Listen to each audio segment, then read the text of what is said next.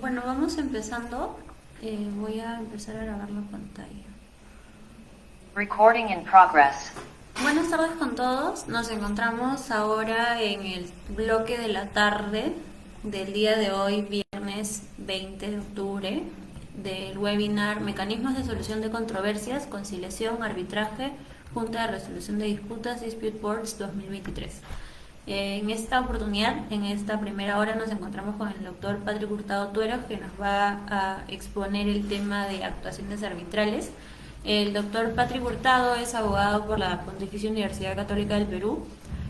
Cuenta con estudios concluidos en las maestrías en Derecho Administrativo y Administración Pública por la Universidad de Buenos Aires y en Derecho de Empresa con mención en Derecho Corporativo por la Universidad Peruana de Ciencias Aplicadas. Diplomado en Derecho de la Construcción y diploma de posgrado en Derecho de la Energía por la Universidad Peruana de Ciencias Aplicadas. Cuenta asimismo con diplomados en Derecho Administrativo, Contrataciones del Estado y Arbitraje por la Universidad Nacional de Trujillo, la Facultad de Derecho y Ciencias Políticas. Cuenta con cursos de especialización en Derecho Administrativo para árbitros y en Arbitraje en Contrataciones con el Estado y de Junta de Resolución de Disputas en el sector construcción por la Pontificia Universidad Católica del Perú. Asimismo, realizó el curso de Procedimiento y Ejecución de Obras Públicas por la Universidad de Lima, Educación Continua. Llevó también un curso de capacitación para árbitros en contratación pública por el organismo supervisor de las contrataciones con el Estado y un curso de Junta de Resolución de Disputas por el Centro de Arbitraje y Resolución de Disputas del Colegio de Ingenieros del Perú. Es miembro de distintas listas de árbitros del Centro de Arbitraje del país y es árbitro en múltiples procesos arbitrales en materia de contratación pública y otras materias. Doctor Patrick, le doy el pase para que pueda exponernos su tema y bueno, ya está compartiendo la pantalla. Gisela, muchas gracias por la presentación, gracias al centro, al CIES por la invitación, gracias a los participantes por su tiempo. Bienvenida a estas rondas de conversatorio que ustedes han propiciado. Creo que hoy es el último día, no estoy seguro. Sí. Pero acá con gusto para poder interactuar con los asistentes sobre la materia que me ocupa el día de hoy, que en buena cuenta son actuaciones arbitrales. De hecho, en un aura o una visión un poco procesal probablemente, pero quién sabe, vamos a abordar algunos aspectos un poco más técnicos de las instituciones arbitrales. He preparado unas diapositivas que son meramente referenciales. No sé si se ven, sí. Entiendo que sí. Sí, Voy a dar, gracias Gisela. Voy a dar inicio a mi tema comentando el objeto medular de todo arbitraje que viene a ser el convenio arbitral. Nada sería posible en el arbitraje si es que no hubiera un pacto que sometiera la resolución de disputas relativas a la ejecución de un acto jurídico de un contrato, si es que no hubiera un convenio arbitral, un pacto, un acuerdo para dicho fin. Al pactar el arbitraje, lo que en buena cuenta las partes hacen es sustraerse de la jurisdicción ordinaria, es decir, el Poder Judicial, y vía acuerdo, como consecuencia de la autonomía de la voluntad de las partes, deciden que cualquier disputa, diferencia, controversia relativa a la ejecución de su contrato tenga que ser resuelta mediante arbitraje.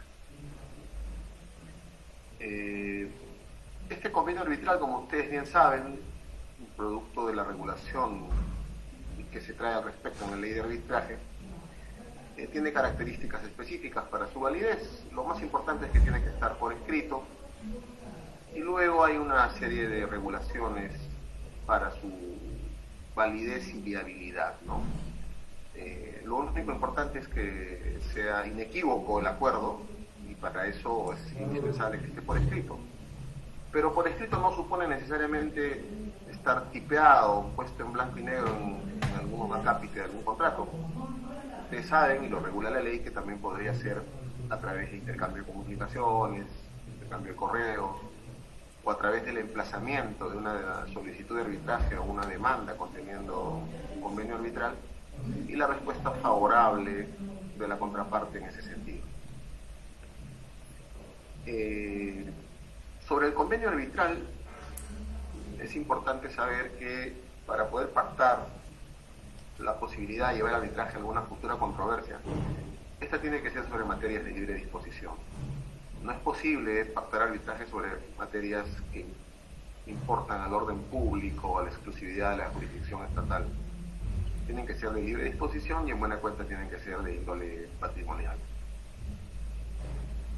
En lo que concierne a la cláusula arbitral, también quisiera comentarles, en el tiempo que me ha sido asignado, que es posible que existan cláusulas patológicas, es decir, cláusulas que en su formación a través del acuerdo, producto de la autonomía y de la voluntad de las partes, no sean muy claras, ¿no?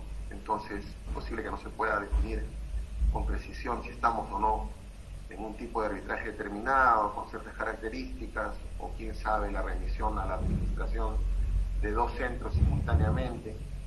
Todo eso está regulado en la ley, ustedes la van a poder revisar, hay soluciones específicas, ad hoc, idóneas para cada situación.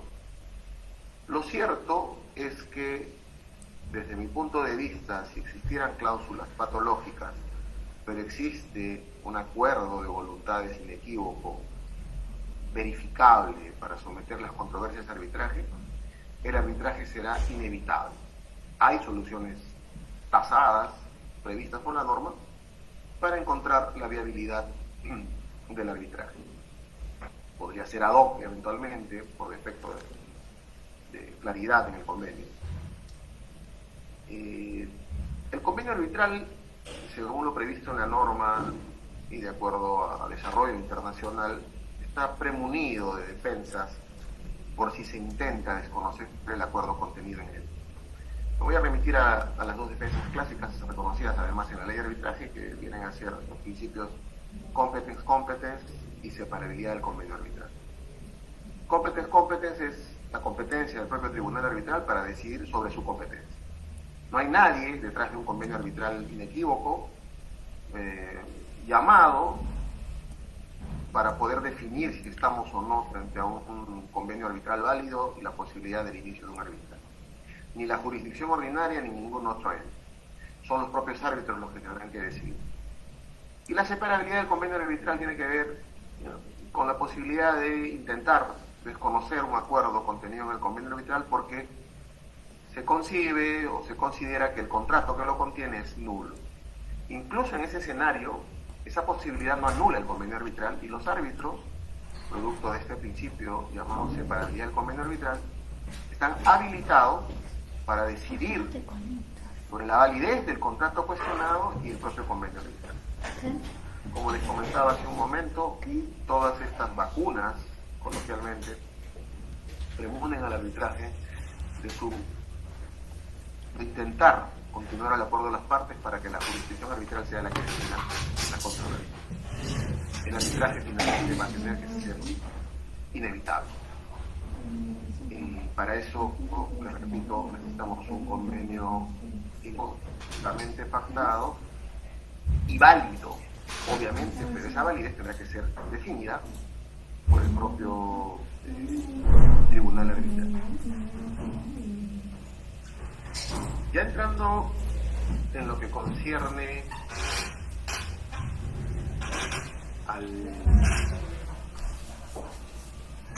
a las reglas o al desarrollo del íter procedimental propiamente dicho de un arbitraje, he preferido repasar algunos tópicos con ustedes que podrían ser útiles. Ustedes saben, entiendo, no han podido ya escuchar estas anteriores exposiciones, pero en lo que concierne al desarrollo procesal del arbitraje, prima un principio que es el de flexibilidad.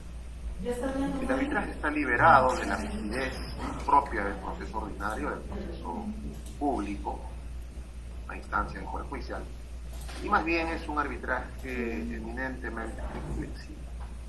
¿Qué significa eso? Que las formas no importan mucho, lo que importa es llegar a la verdad material, es decir, llegar a ver quién tiene la razón, la verdad y a quién le asigna la razón.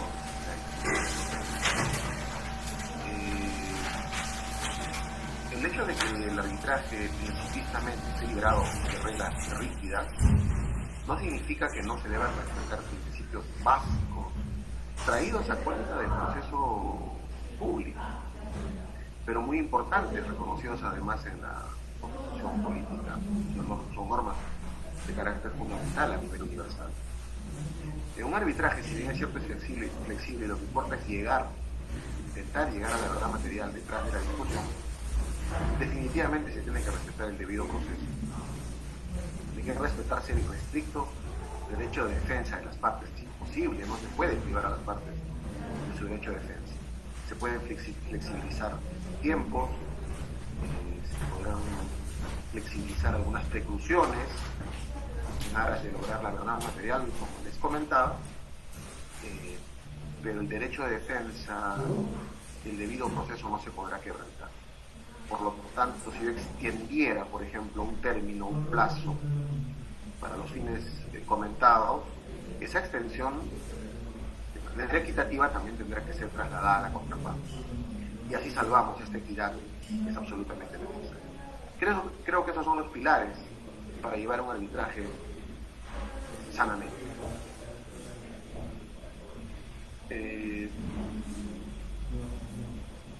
Una visión de las actuaciones arbitrales desde el punto de vista de un operador clásico en el proceso que es el árbitro, me llamaría a esta reflexión.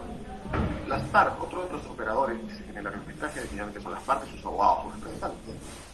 Pues estas personas tienen que plantear su proceso planteando pretensiones, planteando argumentos, ofreciendo pruebas, ¿correcto?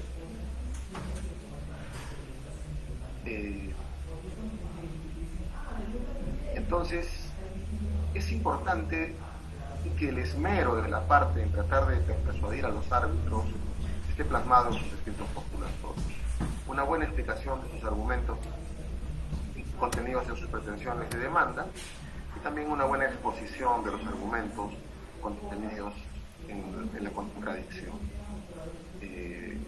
Ofrecer el mejor bagaje de pruebas destinadas a acreditar sus posiciones, lo cual va a llevar a que el tribunal arbitral defina el índice, el catálogo de lo que va a revisar y va a ser materia de pronunciamiento.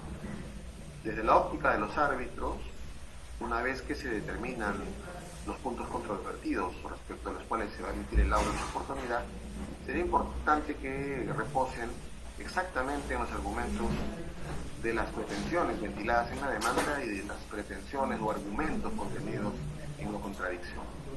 Tratar de ser lo más exhaustivo, detallista posible en esto, para que la controversia no adolezca de omisiones. La decisión final sobre la controversia no adolezca de omisiones. Esto también me lleva a una reflexión, que es importante cuando se van a tomar decisiones en el curso de un proceso arbitral no extenderse más allá de lo que las partes piden. Muchas veces es posible tomar decisiones asumiendo ciertas posiciones que claramente no han sido ventiladas por las partes en el proceso. Entonces, si uno tomara una decisión en el curso de un proceso sobre alguna articulación, sobre alguna medida cautelar, sobre algún argumento de defensa, también oposición, excepción, contradicción, o en el mismo laudo, asumiendo posturas que no aparecen claramente de la posición de las partes, hace que el laudo adolezca de un vicio insalvable de anulación, porque estaríamos haciendo un pronunciamiento extrapetita y probablemente al desarrollar esta decisión sin haber sido ventilada, expuesta por las partes, les estemos privando a estas de su derecho de defensa, porque no habrían tenido oportunidad de pronunciarse al respecto.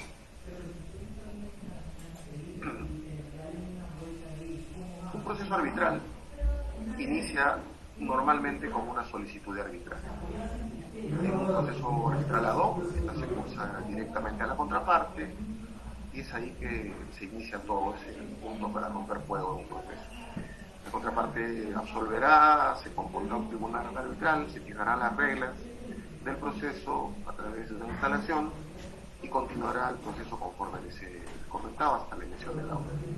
En un proceso arbitral institucional, la solicitud de arbitraje será dirigida al centro de arbitraje, el centro de arbitraje trasladará la contraparte y de la misma manera se ingresará a un estadio de composición del tribunal arbitral para luego disponerse las reglas que regirán el proceso y luego en el curso de la emisión del laudo.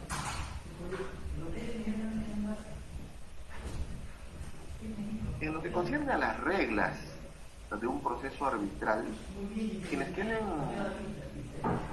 absoluto dominio de estas en principio son las partes. Las partes podrían componer perfectamente las reglas que quisieran que diseñe el desarrollo de su proceso. Pero esto no es usual. No es usual. Pocas veces he visto convenios arbitrales como un desarrollo extenso del contenido de lo que sería el desarrollo procedimental del arbitraje. Alguna vez he visto algo parecido, pero es imposible ponerse en todos los supuestos. Lo que sí he visto en convenios arbitrales son algunas especificaciones relativas a capacidad o calidad de los árbitros, probablemente en lo que concierne a la materia, edad, especialización. Definitivamente los convenios traen muchas veces regulada la posibilidad de un arbitraje institucional o ad hoc, el número de árbitros, hay veces consignan los tiempos en los que se debería emitir el laudo, todo eso forma parte del pacto y hay que respetarlo, pero el desarrollo prolijo, todo lo que podría ser útil para llevar adelante a buen término un proceso arbitral, normalmente desarrollado por los centros de arbitraje que ya tienen previstos sus reglamentos procesales, o en los arbitrajes ad hoc por los propios árbitros, quienes con su experiencia se remiten a instituciones específicas de índole procedimental para el buen desarrollo del proceso.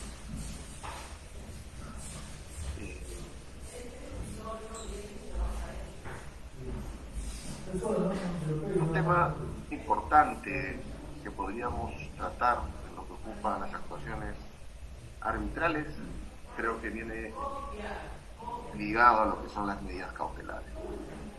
Los árbitros tienen absoluta competencia, producto del convenio de las partes y de la delegación hacia ellas de esta posibilidad de resolver jurisdiccionalmente sus controversias, de tomar decisiones relativas a pedidos de índole cautelar. Es frecuente que en los arbitrajes se demanden, se soliciten, se pretendan pedidos cautelares de distinta índole, de innovar, mantener el statu quo, conservar la prueba, pensar. Estas medidas cautelares, el desarrollo técnico de su pedido y concesorio, nosotros los árbitros lo usamos mucho. El desarrollo del proceso público, muy bien hecho. Creo que no hay que, digamos, inventar la pólvora al respecto. Se analiza los pedidos cautelares bajo las mismas premisas contenidas, por ejemplo, en el Código Procesal Civil, verificar la verosimilitud del derecho, el peligro de la demora, si es que no se considera la medida, la contracautela. Luego de ese desarrollo se verificará si es viable o no el concesorio. Es posible que las partes, teniendo emergencia en obtener una decisión que cautele algún derecho, un pedido específico, acudan al Poder Judicial mientras componen su arbitraje o se compone el tribunal arbitral, cosa que toma algunos días. La jurisdicción ordinaria, el juez está ya dispuesto a recibir una solicitud cautelar, entonces inmediatamente las partes podrían pedir al Poder Judicial, que está regulado en la propia ley de arbitraje vigente. Pero esto es un pedido de jurisdicción prestado, ¿no? El juez analizará los requisitos para conceder o no la medida, pero luego de dictada esta, es inevitable componer el tribunal arbitral y remitir los actuados bajo sanción de cláusula al tribunal arbitral. Y de ahí en adelante el tribunal arbitral es el único competente llamado para decidir el destino de esa medida cautelar que pudiera haberse concedido. Hay un decreto de urgencia reciente, el 020-2020, me parece que es el número, para modificar algunos artículos de la ley de arbitraje en lo que concierne a procesos en los que está inmerso el Estado, y ha innovado lo regulado en la ley de arbitraje para lo que son las medidas cautelares, consignando que es indispensable, de orden público, es inevitable, insuperable, que si el tribunal arbitral no considera una medida cautelar en la que esté involucrada el Estado, pedida por el contratista obviamente, el contratista tenga que consignar, ofrecer una caución financiera, una carta fianza en buena cuenta, para garantizar los efectos del concesorio de la medida que se le podría conceder. La ley dice que esta fianza puede ser discrecionalmente fijada por el árbitro, pero en ningún caso menor a la fianza por cumplimiento que debe haber ofrecido en un contrato de orden público. Hay mucha polémica sobre esta norma. Ya en el medio se están pidiendo medidas cautelares al respecto. Conozco que hay decisiones de toda índole.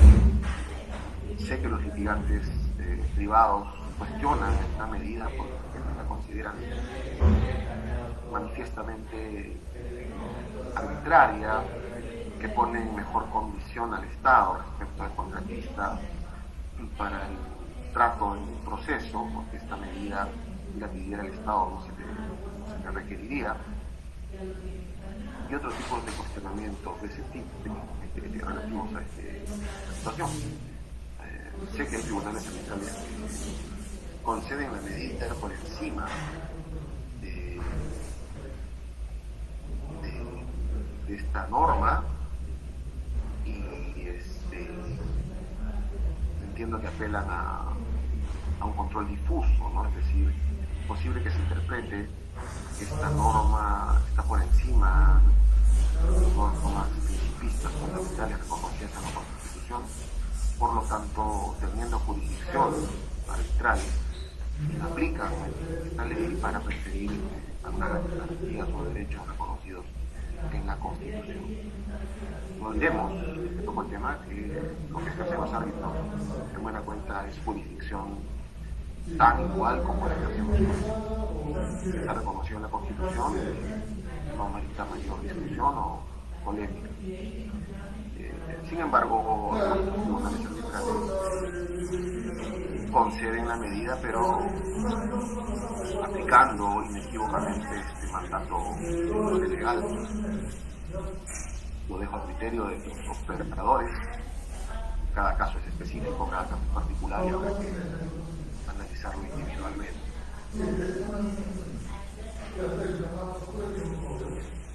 Lo que concierne a ejecución de las decisiones de los árbitros,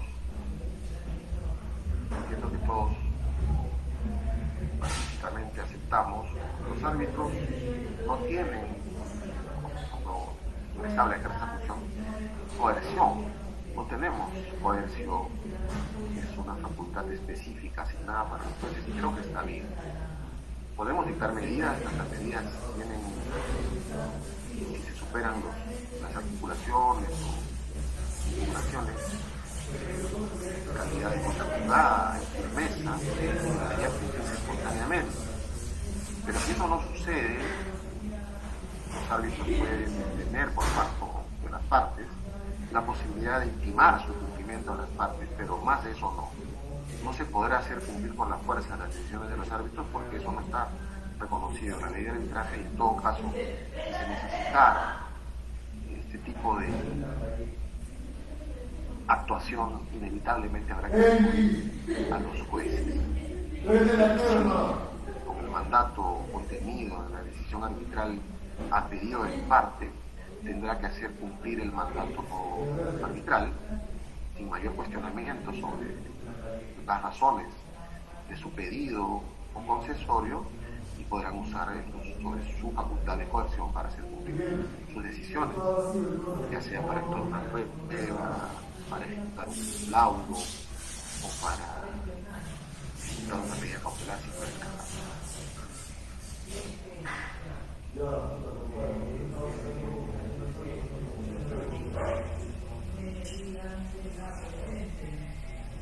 Gisela, no sé si me están siguiendo, ¿todo en orden? Sí, doctor. Gracias.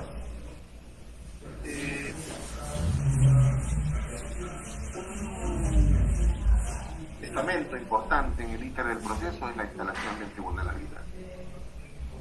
Antes de la pandemia era usual que esto sea a través de una audiencia, en términos de principios del proceso público ordinario, concurría al principio de intermediación. Uno se sentaba normalmente en una audiencia en vivo frente a las partes e instalaba el tribunal arbitral para iniciar propiamente dicha la jurisdicción para la toma de decisiones de este colegiado. Después de la pandemia eso se ha ido flexibilizando y creo que ha sido pacíficamente aceptado porque ha demostrado beneficios, ahorro de tiempo para los operadores del proceso arbitral. Hoy por hoy la instalación que contiene las reglas del proceso normalmente se hace a través de un acta que es una suerte de resolución donde uno se explaya sobre lo que serán las reglas del proceso y se notifica, todos sabemos normalmente a los domicilios virtuales que las partes aportan. A veces estas audiencias o estas instalaciones son vía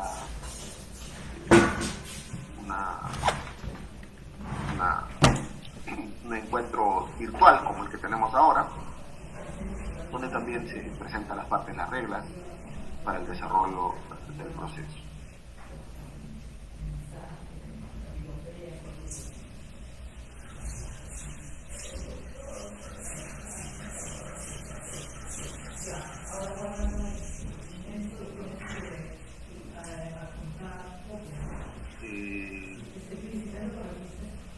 Tenemos un cuadro muy genérico de lo que acontece en un proceso arbitral, muy parecido a un proceso ordinario, civil, de repente talla small, comprimido. Una de las ventajas del arbitral en principio es su rapidez para la toma de decisiones, pero como les comentaba, todo inicia con una solicitud de arbitraje, una absolución a la solicitud de arbitraje, dependiendo si es ad hoc o institucional, ocurre lo mismo. Se compone el tribunal arbitral, que puede ser unipersonal o podría ser el tribunal arbitral colegiado, normalmente 3 miembros. La ley de arbitraje dice que si no hay pacto con el convenio arbitral para el número de árbitros, el tribunal arbitral deberá estar compuesto por 3 miembros. La ley de contratación pública dice lo contrario, debería ser árbitro único. Luego, como les comentaba, el tribunal arbitral se instala, se definen las reglas, se presentan los actos postulatorios, normalmente a través de una demanda. Se traslada la demanda, hay una contestación de demanda, la posibilidad de una reconvención, una contestación de reconvención, y en ambos casos la posibilidad de que las partes presenten defensas de forma, oposiciones al arbitraje, excepciones, como quieran llamar. Superado este incidente, entramos propiamente a la etapa probatoria, luego de haber determinado los puntos controvertidos, como les dije, tratando de ser prolijo de que esté ventilado, que se vaya a ventilar y decidir todo lo que haya sido materia de pretensión y contradicción. Se admiten las pruebas, muchas veces son solamente de actuación inmediata, con lo cual hay una suerte de juzgamiento anticipado de la causa. Otras veces se ofrecen pruebas de actuación diferida, y análisis testimoniales, pericias, normalmente en contratación pública, es muy usual, inspecciones, probablemente todo este tipo de pruebas de actuación diferida, lo cual hará que se extienda un poco esta parte del proceso hasta que se terminen de actuar las pruebas, y luego se entrará a la recta final, que es invitar a las partes que presenten sus alegaciones o conclusiones finales, que probablemente terminen con una audiencia de informes orales previo a la emisión del laudo. En el camino pueden haber muchas otras cosas, procesos flexibles se prestan a lo que sea necesario para llegar a tomar una buena decisión. Probablemente haya múltiples audiencias de ilustración para que las partes fijen bien su posición en cuanto a los hechos, una pericia o más de una pericia y las exposiciones que se tengan que hacer sobre las pericias, que son muy útiles para la decisión porque el fiscal no es experto en alguna materia específica. Normalmente los ingenieros civiles aportan mucho en los arbitrajes de contratación pública, de obra. Y luego pues se entrará, como les comento, a la etapa de la edición del laudo, que es el título final, que termina rematando y componiendo o decidiendo la controversia que las partes han sometido a consideración de los árbitros. En el laudo tiene una serie de requisitos de índole formal que están reconocidos en la ley, fácil repasarlo, fecha, lugar, y otras cosas más. Si es que no se cumplieran, podría el laudo estar en riesgo de irse en anulación. Indispensable el compromiso que asumen los árbitros al aceptar un encargo como este es laudar en los términos que las partes han encomendado o el reglamento impone, ¿no? Luego de la emisión del laudo y su notificación, las partes tienen derecho a presentar algunos recursos, más que recursos, pedidos contra el laudo reconocidos en la ley de arbitraje, que son propiamente rectificación, interpretación, exclusión, recursos que buscan no intentar revisar el razonamiento que habían hecho los árbitros sobre los argumentos y pruebas aportadas al proceso, sino más bien sobre la validez del arbitraje por si ha existido algún tipo de vicio, normalmente de índole de afectación al debido proceso, ¿no? Están reconocidas en la ley de arbitraje las causales específicas para intentar anular un laudo, que como les comento pasan normalmente por cuestiones de afectación al debido proceso, como no haberle permitido a la parte ejercer su derecho de defensa, no haberle permitido participar en el tribunal arbitral, o que los árbitros no hayan sido designados de acuerdo a las reglas o el convenio acordado por las partes. Entonces este pedido, los reclamos se ponen ante el Poder Judicial, tiene un procedimiento específico sobre las causales taxativas ya mencionadas, pero por ningún motivo los jueces deberían, posible que esto no se cumpla, y eso sería un inconveniente contra la norma. No es posible que revisen el razonamiento en la interpretación de hechos y pruebas. Eso es eminentemente competencia de los árbitros, exclusiva competencia y decisión de estos por acuerdo de las partes y porque así está recogido la norma. Yo me acuerdo que me consultaba alguna vez, ¿es bueno eso? ¿Es correcto haber regulado, previsto la posibilidad de irse en anulación contra un laudo? No encarece, no perjudica el tiempo y hace esto más largo. Y creo que la conclusión siempre ha sido definitiva. Sí, es importante. Es absolutamente importante. Porque si no, no habría un control para la función que ejercemos los árbitros. Sería el poder absoluto. Hago lo que considero conveniente, omito deliberada o accidentalmente respetar el derecho de la defensa de las partes, y la decisión que tome nunca va a poder ser o pasar por un tamiz de validez, con lo cual esto sería un poder absoluto y podría ser peligroso. Está bien que un estamento como el Poder Judicial distinto de la función o jurisdicción arbitral, de acuerdo a las causales taxativas expresamente previstas en la norma, tenga la posibilidad de revisar, poniendo la plantilla encima, si se han cumplido o no las garantías mínimas que exige la emisión de un laudo. Está bien, reconocido a nivel mundial y así debería ser.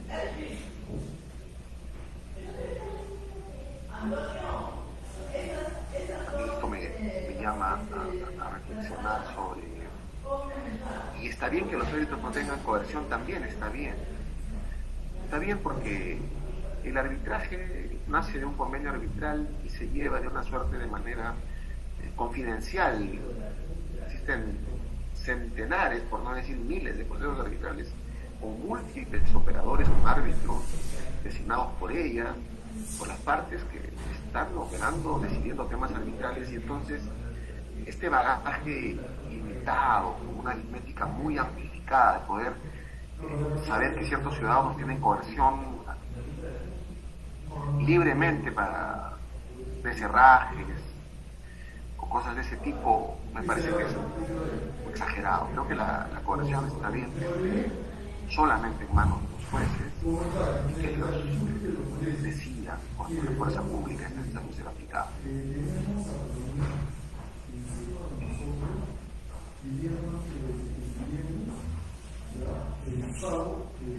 En concierne a la etapa probatoria, comentarles que la ley de arbitraje ha previsto que la facultad exclusiva para determinar la admisión de cualquier prueba recae exclusivamente en los árbitros. Esto es un principio incuestionable.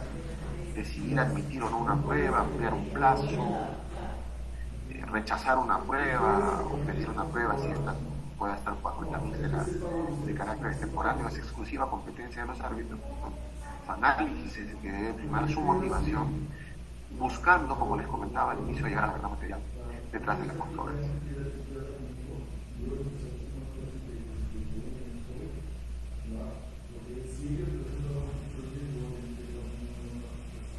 Hemos repasado ese laudo, sigue el cuestionamiento, y creo que hemos hecho un repaso bastante específico, de acuerdo al tiempo asignado, para poder repasar algunas informaciones importantes detrás de lo que el tema que nos ha sido asignado considera importantes relativos a las actuaciones arbitrales. Gisela, no sé si hay tiempo para algún otro tipo de pregunta o precisión. Sí, doctor. A ver, un ratito.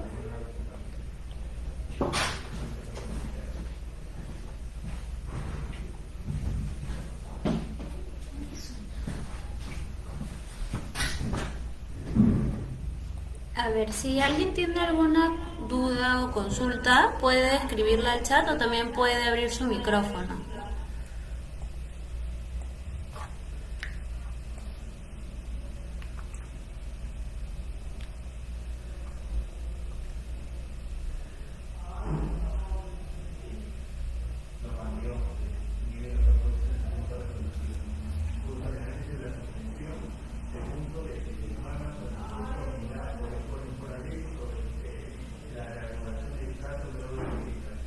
Creo que no hay preguntas, Gisela, lo cual en principio me deja contento. Sí, o sea, parece que no tienen preguntas a través de Zoom, pero me parece que están escribiendo por el Facebook. A ver, denme un momentito porque creo que sí están escribiendo. Yo espero, no te preocupes.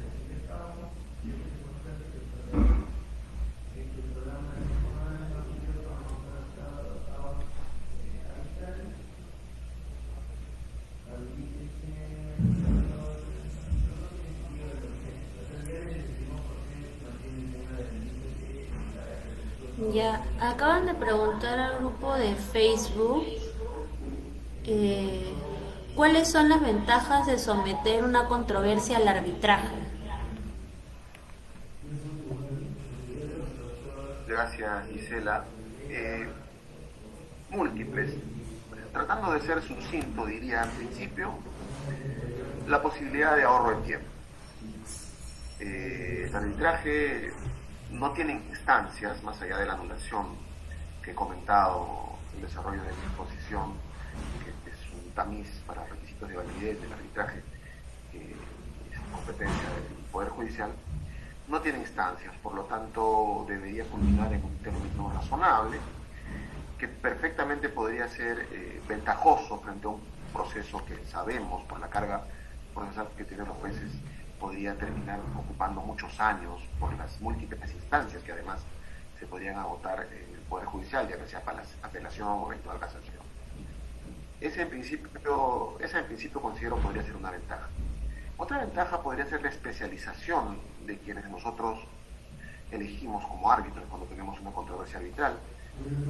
La materia puede ser múltiple siempre y cuando, como les comenté, sea de libre disponibilidad, pero nosotros podemos escoger, designar árbitros especialistas o especializados en las materias que nos ocupan específicamente en nuestra controversia, a diferencia del Poder Judicial, donde no necesariamente un juez pueda tener una especialización o acreditación de experiencia sobre la materia a tratar.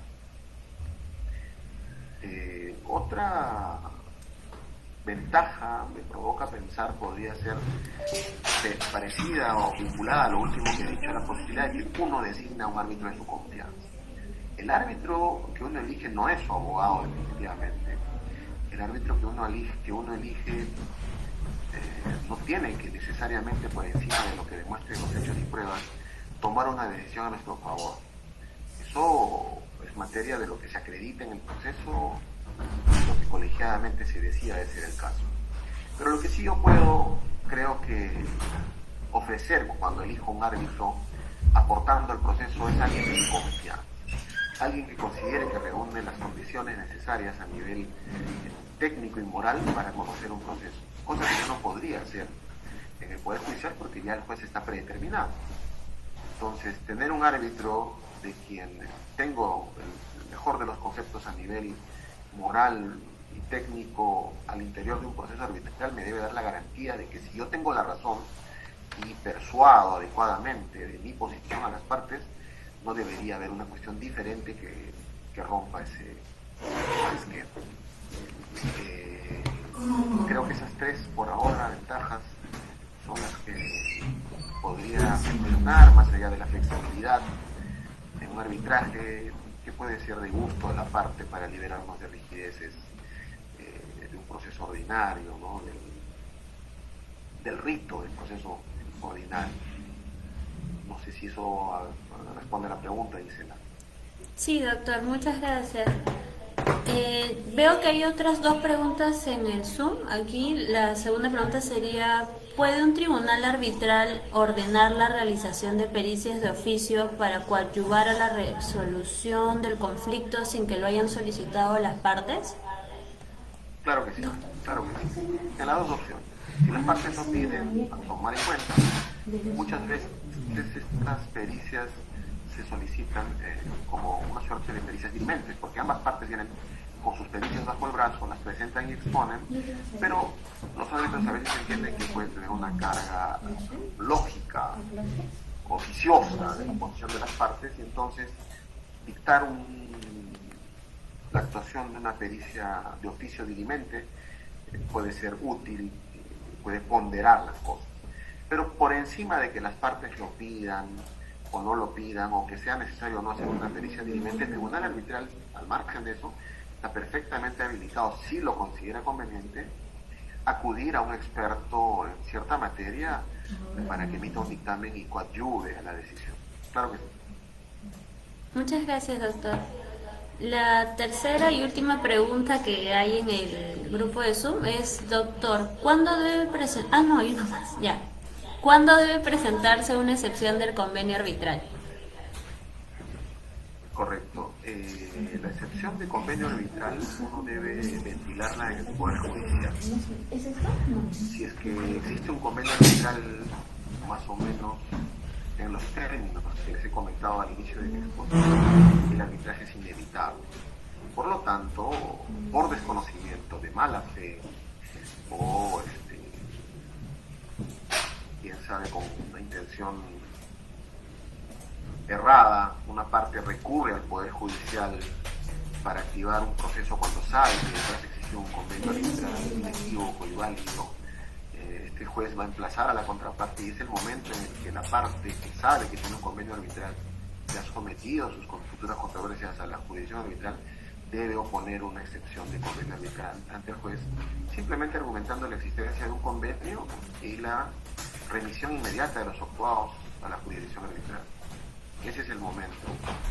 Ojo que esto no se hace oportunamente, habiendo sido desplazado válidamente, estaría perdiendo la oportunidad de plantear ejecución y llevar su arbitraje.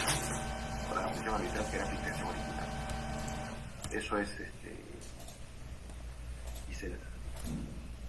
Doctor, y la última pregunta que están haciendo es Astrid Príncipe. Dice: doctor Hurtado, un cuestionamiento recurrente del proceso arbitral es que no cuenta con la revisión de doble instancia del laudo emitido, como si lo contempla el proceso judicial a través del recurso de apelación. ¿Qué opinión le merece usted?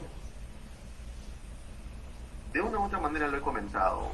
La verdad, yo diría a gusto del cliente, ¿no? Es decir, la verdad no es consustancial al arbitraje la posibilidad de la revisión de las decisiones arbitrales, porque podría ser justamente una ventaja que buscan las partes. Pero si esto termina siendo una desventaja para las partes, entonces habrá que componer una suerte de arbitraje ad hoc en el que se permita instancias. La verdad, pocas veces, por no decir una o dos veces en mi experiencia, he visto situaciones que lindan con esta demanda, pero no está proscrito, pero no es consustancial, no es usual, no es una de las características de las que goza el arbitraje, la instancia. Y así funciona, y así está bien, y la gente recurre y litiga idónea y adecuadamente el arbitraje, sabiendo que los jueces, los árbitros no tienen poder absoluto, porque sus decisiones van a pasar, como ya le dije, por la revisión del Poder Judicial para ver si es válido. Por lo tanto, si termina siendo una ventaja ineludible para las partes, en su convenio deberían prever una posibilidad y desarrollar cómo se debería que se maneje esta instancia en el arbitraje. Eso es todo, Isel. Parece que ha surgido una duda porque han escrito ahora una última al grupo. Dice: claro, ¿es posible llevar un proceso arbitral que no esté pactada en la cláusula de convenio arbitral? A ver, si entiendo la pregunta. Si no hay convenio arbitral, no hay arbitraje. Pero si la pregunta apunta, si no he escrito un convenio arbitral en mi contrato, o no hay una forma de verificar inequívocamente el texto de mi convenio arbitral, ¿puedo llevar la controversia de arbitraje? Y la respuesta es afirmativa. Claro que puedo intentarlo.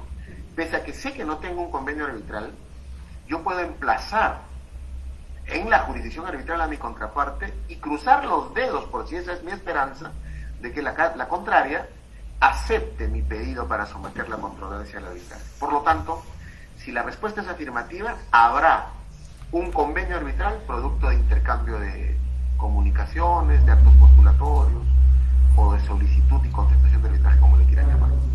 Esa sería mi respuesta. Muchas gracias, doctor. Eso es todo lo que tenemos en el bloque de preguntas de Facebook y de Zoom.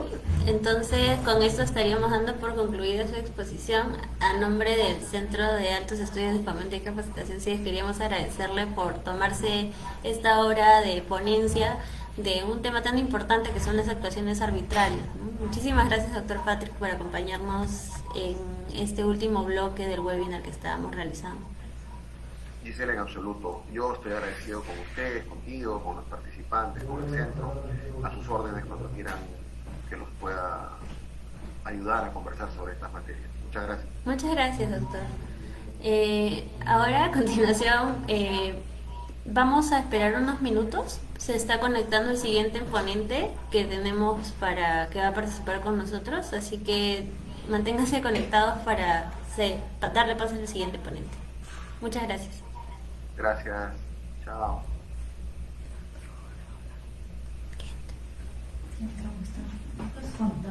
Que hable.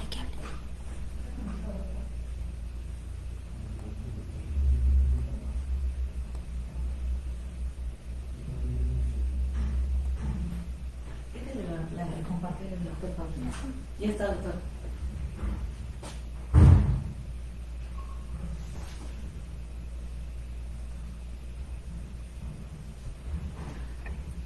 Ya tenemos conectado al siguiente ponente. Nos acompaña ahora el doctor Jorge Julio Martín Delgado Monteblanco, que es el director del Centro de Altos Estudios de Fomento y Capacitación. Doctor Jorge, le doy el paso para que nos pueda exponer su tema.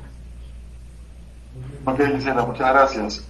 El tema que te vamos a tratar nosotros el día de hoy es sobre lo que es la conciliación, ¿no? ¿Qué es la conciliación? Este tema lo vamos a tratar en conjunto con el doctor Mario Molina, que también se está conectando en unos momentos. Pero quería comentarles a todos, primero, ¿qué es la conciliación? La conciliación es un mecanismo alternativo para la solución de conflictos. ¿Qué es lo que busca un conciliador? ¿O qué es lo que se busca en un proceso de conciliación? Las partes que en este caso tengan un tema de controversias, un tema en el cual necesiten ver la mejor forma de poder llegar a un acuerdo, ¿no? Es llevarlo a un proceso conciliatorio, y el conciliador lo que hace es busca, ¿no? entre lo que ambas partes, tanto la parte solicitante como la parte invitada, puedan necesitar, querer o plantear en un proceso conciliatorio, ¿no? El conciliador trata de buscar un equilibrio, ¿no? Un equilibrio que conecte, engrane, ¿no? a lo que las partes están planteando y solicitando. En este caso, pongamos un ejemplo, ¿no? Podemos ver un tema en un tema de una obligación de dar, ¿no? Hay de por medio una cantidad X de deuda que pueda tener una de las partes con la otra, y lo que piden es el pago, y piden también de repente intereses legales, compensatorios, una serie de cosas que pueden haber solicitado. Pero la parte que está siendo invitada, que es la parte, en este caso la acreedora, la parte deudora, ¿no? Y te puede indicar, sabes que mira, no tengo la capacidad de poderte pagar todo en un solo pago. Te propongo un cronograma de pago, por ejemplo. Ese cronograma de pago te lo pongo, mira, ok, no sé, te debo X cantidad de plata, esta X cantidad de plata la vamos a distribuir, te propongo pagártela en, no sé, 6 meses. La parte que es la que está haciendo la solicitud puede decir, sabes que, ok, mira, puedo aceptarte el pago fraccionado, pero no en 6 partes, pero puedo solicitar que me lo hagas en 3. Y tratar de ver considerar lo que trata es de buscar un equilibrio entre las solicitudes, entre lo que una y otra parte pretende. ¿Para qué es lo que también se busca en la conciliación? El descongestionar también un poco la carga que tiene el proceso judicial, ya que muchas de las materias que son conciliables, ¿no? En temas de familia, en temas de obligaciones de dar, de hacer, ¿no? En temas contractuales o temas de contrataciones con el Estado también, ¿no? Todas estas materias, lo que se trata es de descongestionar un poco todo el tema del poder judicial, que está a veces tan cargado, y obviamente, como todos sabemos, a veces es un poco lento, y es entendible por el tema de la carga procesal que se maneja. Entonces, en la conciliación se busca eso, ¿no? El conciliador busca el equilibrio entre lo que una y otra parte plantea, propone, y la otra parte es poder descongestionar el tema judicial. Adicionalmente a esto, hay que también hacer hincapié en que la conciliación de por sí es mucho menos costosa, ¿no? que un tema que ir a una vía judicial, ¿no?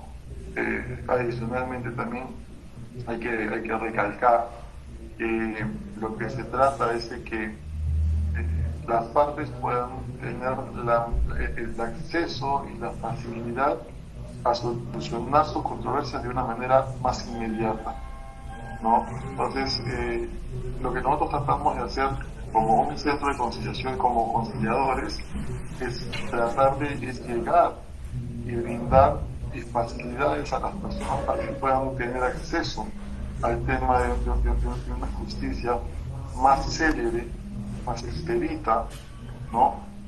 Obviamente, como les digo, también son costos menores. Han habido modificaciones ahora en la norma, ¿no?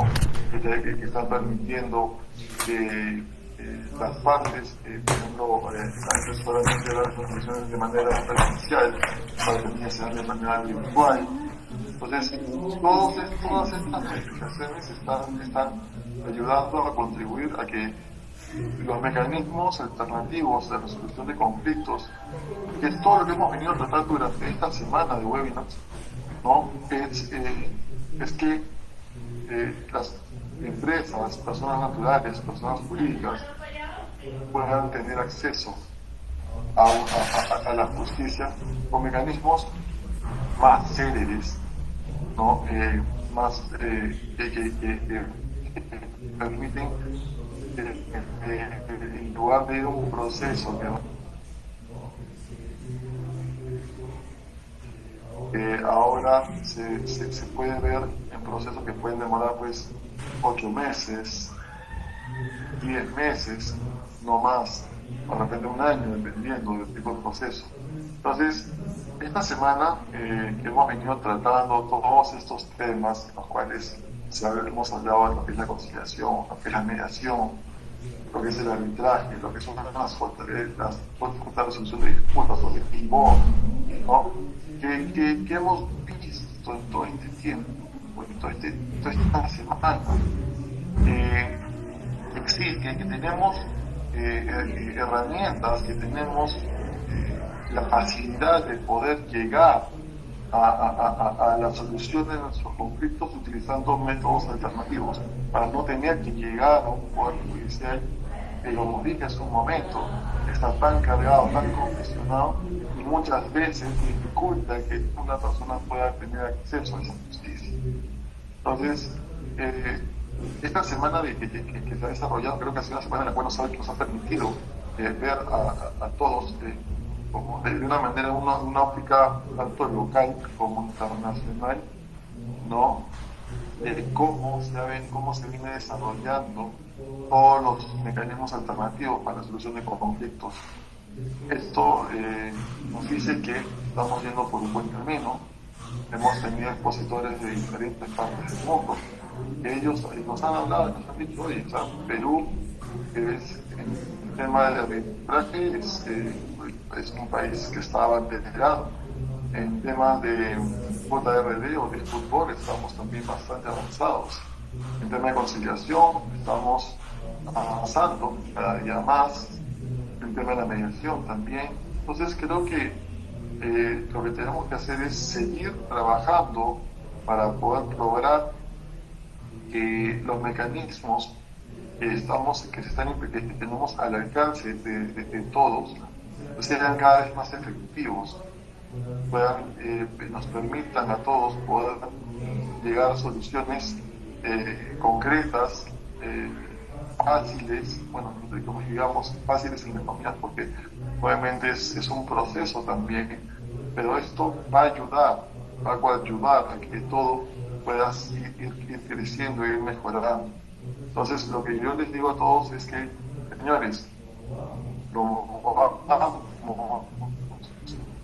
el uso de los mecanismos alternativos de solución de conflictos, ¿no? Como les decía, en la conciliación se busca que las controversias puedan ser resueltas por el conciliador, buscando el equilibrio que las partes puedan plantear. En el arbitraje es resolver las controversias, no solamente temas de relaciones con el Estado, sino también temas entre privados, ¿no? Todos estos mecanismos ayudan. El tema de una JRD o un dispute board, es lo que se busca. Se busca que el proceso que fue convocado, ¿no? el contrato que se está ejecutando, no cumple el fin para el cual fue convocado, ¿no? En este caso, digamos, una obra de construcción de carreteras, ¿no?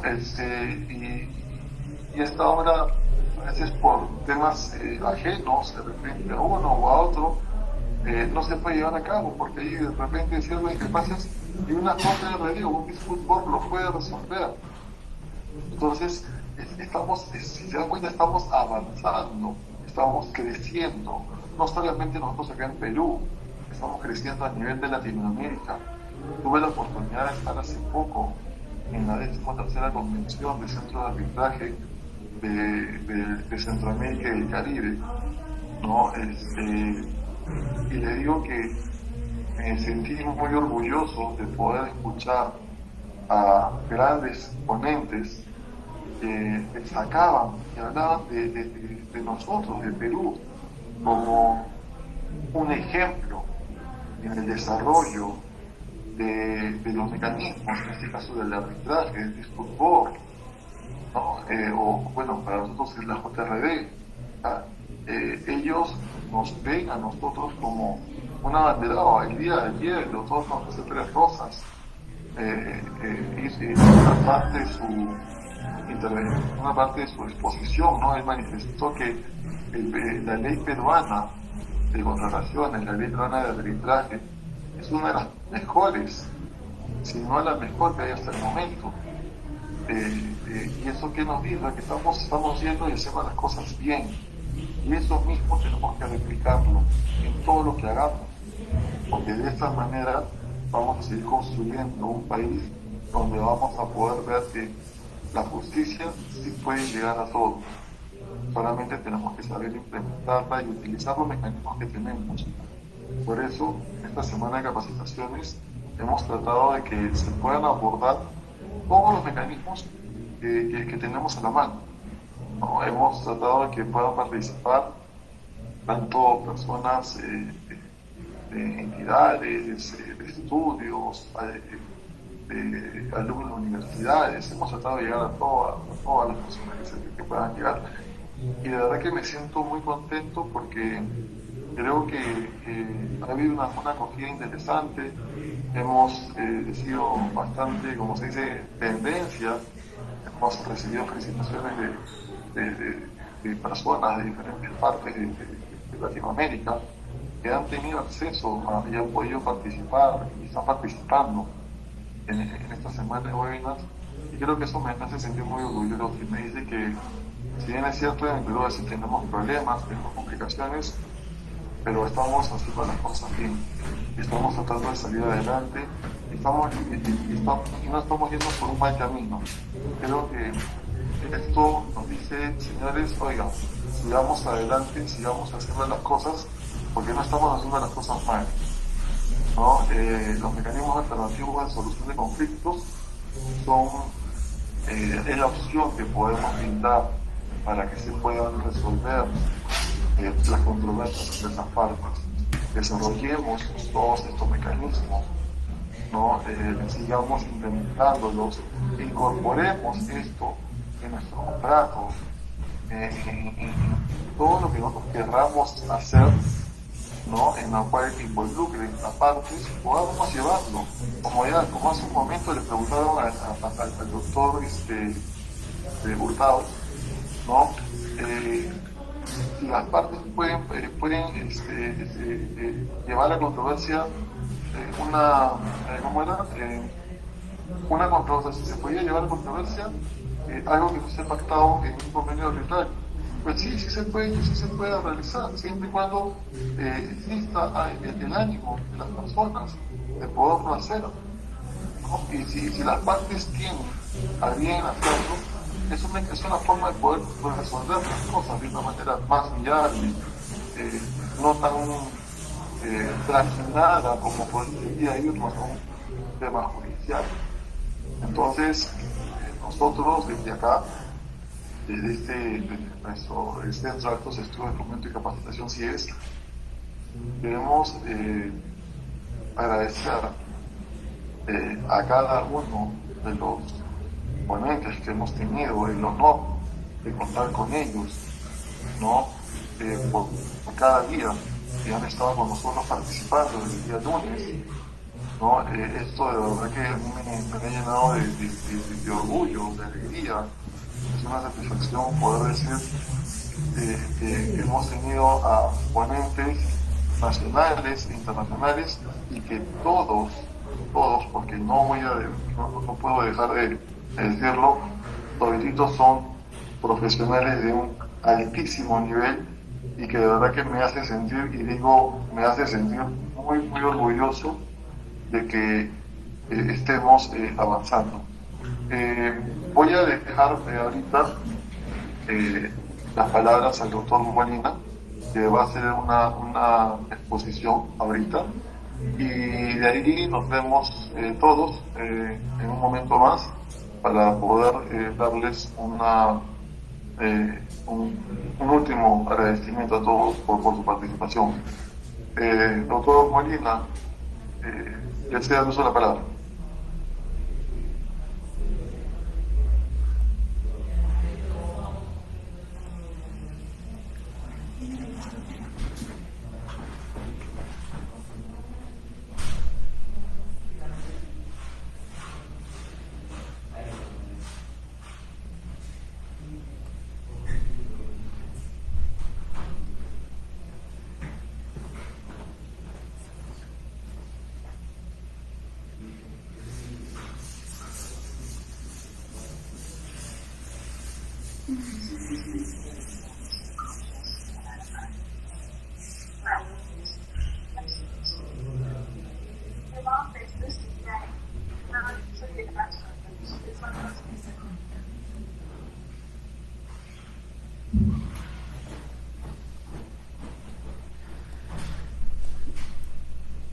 Parece que ya se está conectando el doctor Mario. Denos unos momentos, está terminando de hacer unos ajustes, nos dice, con el tema de la conectividad.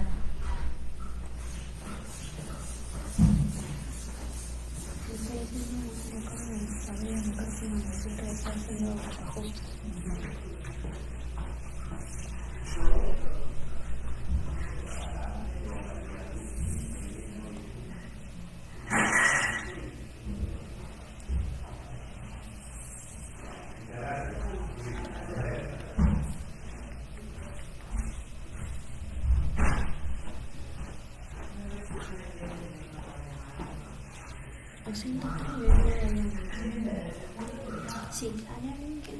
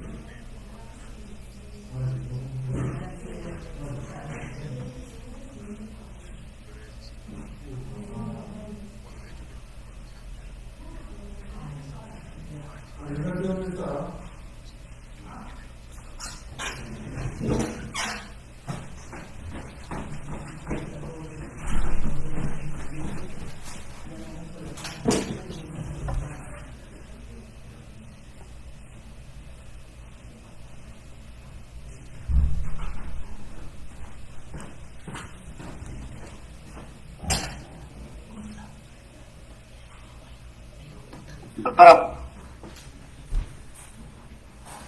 Sí, señor Edson, adelante, por favor. Muchas gracias, buenas tardes. Y gracias lo que me va a permitir.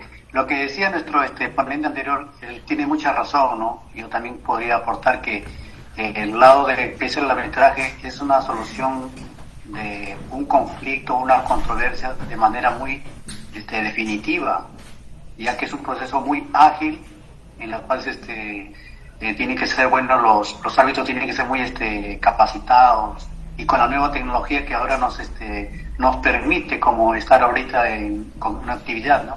ya que en el Perú buscamos una cultura de paz. Esa era mi alocución. Gracias por permitirme. No se preocupen, más bien gracias a usted por participar, señor Elson.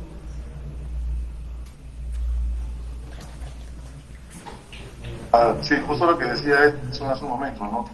Disculpen, el doctor María está teniendo un problema de conectividad. Decía, ¿no? Justamente, o sea, con el arbitraje se busca poder llegar a una solución más ágil, más efectiva, ¿no? Del tema de controversias. Por eso que estamos tratando de ver todo, pues, ¿no? De que tanto en nuestro querido Perú, en el cual que está siendo a veces ha sido o está siendo tan duramente golpeado por diferentes razones, ¿no? En que podamos avanzar en esto, ¿no? Para poder tratar de esto aquí nos lleva un poco también haciendo un poquito de remembranza en lo que han hecho, han ido hablando los expositores durante esta semana. Si creamos sistemas, ¿no? En este caso, en los cuales se pueda dar una seguridad jurídica para que las inversiones puedan venir al país, ya eso es lo que nos va a ayudar y nos va a contribuir. El que nosotros como país, como sistema jurídico, podamos tener un sistema de conciliación, mediación, un sistema de arbitraje, un sistema de JRD o dispute board. Esto ayuda a que la inversión venga a los países, en este caso a nosotros como país, venga, ¿no? Y nos ayude a que esto pueda incrementarse y mejorar. Me informan que ya tenemos al doctor Mario Molina conectado. Doctor Mario, ¿cómo está? ¿Qué tal? Buenas tardes. Le deseo el uso de la palabra.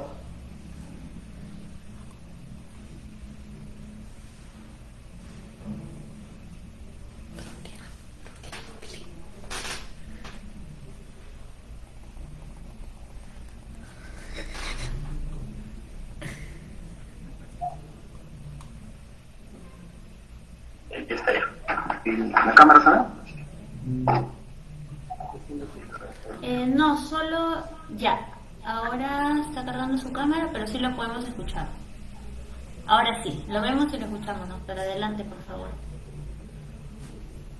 Buenas noches, ¿se me escucha? Sí, doctor. ¿Cómo están? ¿Qué tal? Eso es todo, muchísimas gracias, muy amable.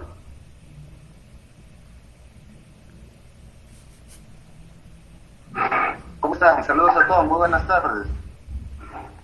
Les saludo desde la Universidad Privada Norbert Wiener, que en esta oportunidad estoy por aquí dictando clase, todavía en breve, ¿no? Bien, la conferencia que ha tenido a bien invitarme el Centro de Conciliación y Arbitraje CIES, del cual estoy muy agradecido por la gentil invitación versa sobre, como bien lo señala el título de la ponencia, la conciliación extrajudicial, una oportunidad perdida. Entonces lo que yo estoy seguro es que ustedes se preguntarán, es un título un poquito, más bien como que algo negativo, ¿no? Pero ¿por qué motivo dice una oportunidad perdida? ¿Es que acaso no es viable la conciliación extrajudicial?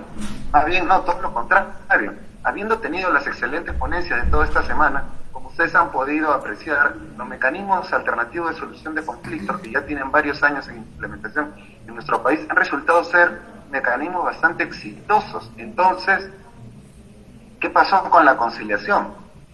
Lamentablemente se ha tomado una visión de que la conciliación extrajudicial pues solamente es una vía o una ruta para acudir al Poder Judicial. Porque claro, si nosotros nos remontamos a la modificatoria del Código Procesal Civil que se dio allá por el año 2008, lo que se hizo fue extraer la audiencia de conciliación que se realizaba en el Poder Judicial para colocarla como una vía previa dentro de lo que corresponde a la Ley de Conciliación Extrajudicial, generando la obligatoriedad de la conciliación extrajudicial. Definitivamente esa es la ruta. Sin embargo, no podemos solo encapsularnos en pensar de que esa es la forma. Simplemente yo hago mi solicitud de conciliación con mira de ir a la vía judicial. ¿Por qué? Porque la institución de la conciliación extrajudicial como tal es un mecanismo alternativo de solución de conflictos que nos va a permitir encontrar una solución alternativa a cualquier problema. Es por eso que en Colombia se le conoce al conciliador extrajudicial como amigable componedor. En otras legislaciones lo conocen como el facilitador. Nuestra norma lo ha recogido como el conciliador, pero dentro de este mecanismo alternativo de solución de conflictos, ¿no?, que tiene su propio tamiz jurídico y su propia técnica y estrategia de desarrollo, lo que podemos apreciar es que el conciliador tiene amplias posibilidades para promover la conciliación. Como por ejemplo, y aquí quisiera un poquito ya entrar en lo que es el tema del día de hoy, porque yo considero que no es una oportunidad perdida.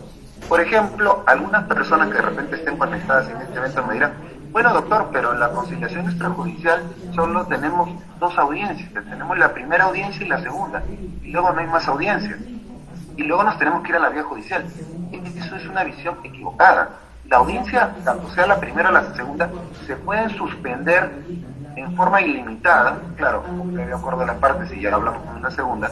¿Con qué finalidad? Para que se pueda continuar la comunicación, para que a través de que el conciliador utilice las mejores técnicas, como son el parafraseo, como son el replanteo, como es el caucus, como entrevista separada, para que además el conciliador pues utilice en este caso otras técnicas como es el stormbrain, a través de una lluvia de ideas, ¿no?, y en este caso plantear las preguntas, ¿no?, pueda acercar o aproximar a las partes, ¿correcto? Entonces nosotros decir de que la conciliación extrajudicial solamente va a necesitar 2 audiencias, depende de las personas, y por eso aquí deberemos recordar de que existen diferentes modelos de conciliación extrajudicial.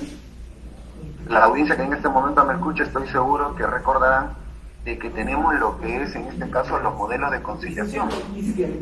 Para todos los que han tenido oportunidad de estudiar en diferentes centros de conciliación extrajudicial, les habrán enseñado pues que utilizamos nuevamente el método de Harvard, que es en este caso el método en el cual nosotros lo que buscamos es tratar de deponer las posiciones para que sobresalga o se vislumbre los intereses. Sin embargo, no olvidemos de que existen otras técnicas también que, si bien es cierto, no necesariamente están relacionadas, sí las podemos utilizar, como es el método de Bush y Folger, y también es el método narrativo de Sarah-Koch. En ambos métodos lo que podemos apreciar y rescatar es, por ejemplo, en uno de que es de carácter circular, el modelo circular narrativo de Sarah-Koch, lo que busca es, en este caso, una conciliación de carácter terapéutica, porque definitivamente hay emociones, hay sentimientos, hay circunstancias que hacen, en este caso, de acuerdo a la descomposición de los elementos del conflicto, que van a impactar en esta posibilidad de que ambas partes se comuniquen. Entonces, por eso el conciliador, como un hábil estratega de una buena comunicación entre tanto solicitante e invitado, lo que va a realizar es, va a decir, un momento, primera audiencia, va a utilizar la escucha activa, va a evidenciar en ese momento las emociones, los sentimientos, va a lograr de que las partes narren sus hechos y tratar de aproximarnos, ¿correcto? No debería un conciliador simplemente, buenos días, mi nombre es Mario Molina, soy conciliador extrajudicial, inscrito con registro del Colegio de Abogados de Lima número tal, también como secretario general del Centro de Conciliación, y quiero informarle de que estas son las reglas de conducta. Simplemente cumplir con un protocolo propedéutico que, si bien es cierto hay que cumplirlo, tenemos que ir nosotros más allá. El conciliador debe buscar a la conciliación. Correcto. Bien, entonces lo que debemos rescatar de estos otros métodos, como es el método de Bush y Folger y el método de narrativa de Sarah-Koch, es que en este caso la conciliación se puede lograr no solamente, claro, con el tema de poner las posiciones y buscar los intereses, sino también hay que entender que los seres humanos, como tal, dentro de su dinámica, tienen un componente de carácter emocional, ¿correcto? Entonces, este componente emocional definitivamente impacta. Y cada persona, para poder lograr deponer o diluir esas posiciones, definitivamente lo que vamos a necesitar para deponer o diluir estas posiciones es algo muy sencillo. No vamos a necesitar 2 audiencias, se necesitarán más. Por eso considero de que el conciliador debe ser ávido no en imponer una solución, porque el conciliador es quizás un gran artífice en el sentido de no imponer una solución, sino buscar que se promueva un acuerdo a través de esas mejores técnicas de conciliación. ¿Correcto? En tal sentido, y esto ya por la práctica, por eso que he titulado esta presentación Una oportunidad perdida, lo que podemos advertir o apreciar es que la conciliación como tal se ha colocado o se ha aminorado como simplemente un trámite con un objetivo muy sencillo: acudir al Poder Judicial. Entonces yo les pido a todas las personas, a todos los participantes, invitarlos a una reflexión de que ese no es el sentido ni es el espíritu de la conciliación extrajudicial. ¿Saben por qué les comento aquí desde la Casa Académica, Universidad Norbert Wiener y otras universidades en donde he tenido oportunidad de dictar clases? Los jóvenes estudiantes están realizando diferentes investigaciones de campo y están proponiendo de que la conciliación extrajudicial se realice en comisarías, que se habilita que lo puedan hacer notarías, ¿correcto? Incluso el tema de alcaldía, las demunas solo se han centrado en conciliaciones para los temas de familia, y hay propuestas también de que se amplíe. ¿Por qué? Porque la conciliación como tal es un método independiente de solución de conflictos. Entonces, como método independiente podremos utilizar lo que son, en este caso, en la conciliación extrajudicial, darle ese realce que realmente merece o le corresponde. Entonces, y en tal sentido, nosotros deberemos reflexionar para los que están ejerciendo la conciliación, los que están participando en un procedimiento conciliatorio en calidad de solicitante o parte, los abogados que van a participar en calidad de asesores en la, y que todos se vuelvan gestores de la solución al conflicto. Es muy fácil en este caso que uno como un tercero imita una solución, pero que tratar de aproximar a dos partes para que encuentren una solución a su problema, eso representa un verdadero desafío, y es por ello que la conciliación extrajudicial es una de las instituciones más importantes y que requiere un mayor trabajo y que requiere cada vez una mayor institucionalización. En tal sentido, ¿y cuáles son en este caso las técnicas que debería utilizar un conciliador para lograr eso? Como lo dije al inicio de la exposición, una primera táctica o estrategia es: el conciliador no puede solamente pensar en que va a tener dos audiencias. Debe informarles a las partes que existe la posibilidad de que se puedan suspender las audiencias y que estas audiencias se puedan suspender hasta que las partes se puedan aproximar como tal. Asimismo, tendremos la oportunidad, en este caso, y me parece que es un acierto en la modificación de la ley de conciliación extrajudicial del año anterior, respecto de los poderes, si es poder por acta, correcto, porque antes se pedía el poder por escritura. Entonces se le ha dado esa facultad al conciliador también de ahora poder hacer un poder por acta. Ello o ayuda o permite institucionalizar aún más la conciliación. Como otro punto, el conciliador, y muchas veces no lo hacen porque hay un poco de repente de temor o de desconocimiento. El conciliador extrajudicial se encuentra facultado de acuerdo a ley y de acuerdo a la institución de la conciliación a poder plantear fórmulas conciliatorias no obligatorias, no vinculantes. Al tener una mayor especialización de poder conocer o participar en conflictos, el conciliador puede atinar a dar algún tipo de solución tentativa. No es imponer la solución, es ayudar a las partes a poder, en este caso, encontrar soluciones alternas. Ahora, también deberemos mencionar de que el conciliador, entre otros puntos que puede utilizar, es la escucha activa. Como conciliador tenemos que tener no dos oídos, tenemos que tener 3 oídos. Por eso se llama la escucha activa, porque no solo tenemos que escuchar a las partes, sino a nosotros mismos para hacer una evaluación reflexiva de la situación del conflicto que se nos está presentando. Correcto. Entonces, por ejemplo, en el caso de alimentos, si ponemos un caso ideal, la escucha activa tendremos que escuchar tanto al solicitante de alimentos como en este caso al invitado, para poder aproximar en esas técnicas técnicas de conciliación, ¿cuál en este caso sería el monto más adecuado? Doctor, pero si usted me dice en un proceso judicial de alimentos, cuya vía procedimental en el caso de los menores es la vía del proceso único según el Código de Niños y Adolescentes, el juez debe fijar los alimentos. Es que esa es una visión judicialista de la conciliación, es una visión equivocada de la conciliación. La conciliación no fija en este caso un alimento. Se le explora en mejor medida cuáles son las posibilidades que usted tiene de poder brindar alimentos a su hijo. Entonces, señor, dirá, mire, yo trabajo en esta empresa, gano tanto, tengo otro niño de repente con otro compromiso, ¿no? Otra pareja, dicen. Y por el otro lado, la señora dirá, mira, estas son las necesidades que yo tengo, económicas. Y genera una comunicación, un diálogo. Hay que tratar de romper esos conflictos, un diálogo más sincero. Ahora, y por eso que a mí me parece importante, en ese momento, aparte de la escucha activa, debemos leer el método narrativo de Sarah Koch. Porque yo pregunto, ¿es que acaso detrás de una conciliación de alimentos no hay emociones, no hay pasiones, no hay valores contrapuestos? ¿No es que acaso, de acuerdo a la descomposición de los elementos del conflicto, vamos a encontrar dos posiciones bastante, no necesariamente antagónicas, porque estoy seguro que las dos partes pueden tener un interés, que lo tienen porque es el hijo de las dos partes, por el tema de los alimentos, pero hay un elemento adicional, que es la contaminación emocional con la que llega. Entonces, nosotros no solamente buscamos exponer las posiciones, para lograr exponer las posiciones tenemos que acudir en forma supletoria al método narrativo de Sarah Koch.